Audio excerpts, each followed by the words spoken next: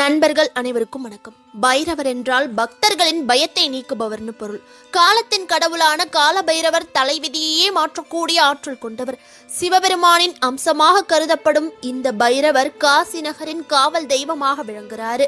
நவகிரகங்களையும் நட்சத்திரங்களையும் கட்டுப்படுத்துபவரே இந்த கால பைரவர் தான். சனீஸ்வர பகவானுக்கே குருவாக திகழ்பவர்.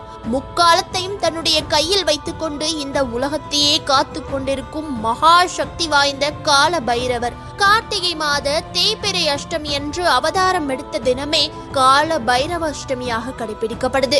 சிவனின் அம்சமாக இந்த பூலோகத்தில் அவதரித்த கால பைரவர் பிறந்த தேய்பிறை அஷ்டமி தினத்தன்று நாம் எந்த வரங்களை அவரிடம் கேட்டாலும் அது உடனே கிடைத்து விடுமா?